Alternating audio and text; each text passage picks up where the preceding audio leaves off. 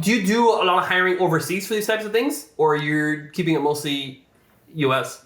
It really depends on our client. For us, we have team members here in the States. We have team members internationally as well. But it depends on the client. Like we have one company we worked with that had a 35-person team all overseas in the Philippines. We have another company we work with that has like 120 people in India and 100 people here in the States and 30 or 40 in Mexico. It's really wherever the resources are. If you're an entrepreneur just starting out, I can tell you with 100% certainty that there is more help available for us now than there has been at any time in history. And the help is easier to access and like easier to find than it ever has been. I often work with people where they're like, Alex, I can't afford an assistant or I can't afford this. Like, well, you might not be able to afford a stateside assistant that's $75,000 a year, but can you pay $4 an hour? Yeah. And when you pay $4 an hour, and I think as sometimes we look at like somebody who makes $4 an hour and we think, oh, there's just no way they can be good.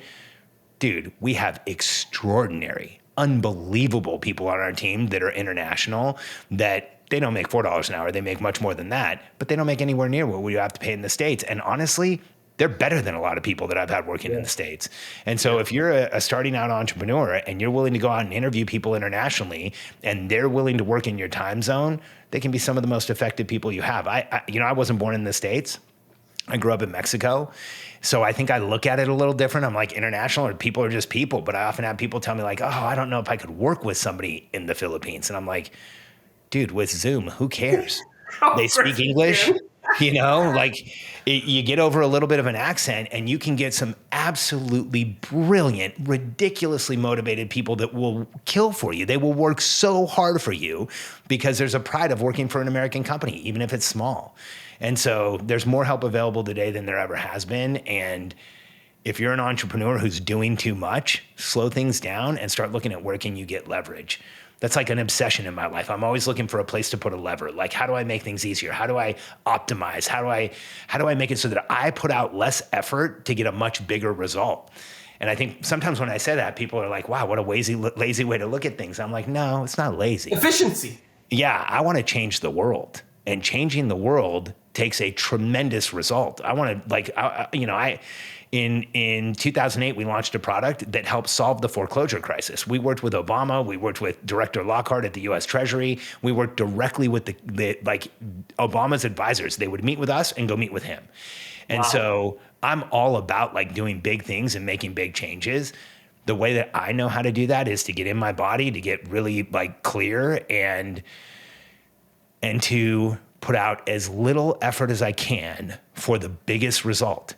I think as entrepreneurs, we never ask what would be easy, what would be fun, what would be interesting, what would make it so that I'd want to do this even if I wasn't getting paid. Instead, we ask, how big can I make it? How much can I make? How much more can I bring on? How many more people can I have? How much bigger of a team can I have? Can I get the award?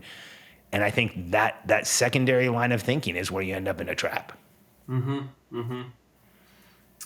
Wow. So I want to say, and just circling back to that question and how people are asking questions all the time, I like to rephrase it. A little hack that I do is instead of saying like, can I make $1 million company? Can I make 100 million? Because our minds are very powerful and very strong, and we'll get an answer, right? You ask a question, you are going to find an answer. 100%. And so instead of, can I make this $10 million company, you say, how can I make this $10 million company? How can I achieve this thing? Yeah. And then it's already the assumption is that it's already done. It's already very possible, and you will do it. Now it's how. And then so you're putting your attention on the solution as opposed to, is there a solution? So it's just a little change, right? And there's these little hacks that like, just change the question.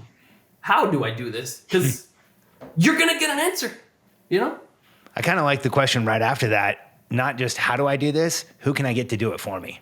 Oh, look at that. That's the next one.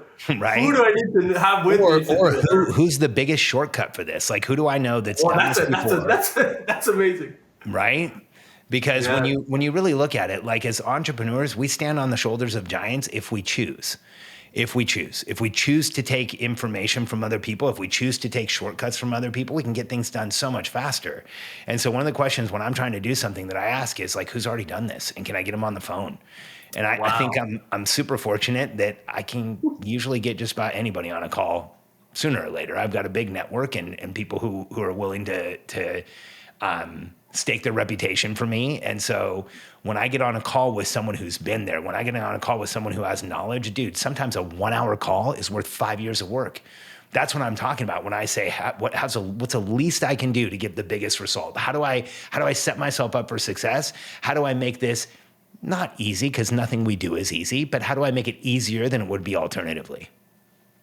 I love that question. That's another little changer there. Who's done it and who am I going to talk to? That's brilliant. Love that. Thank you.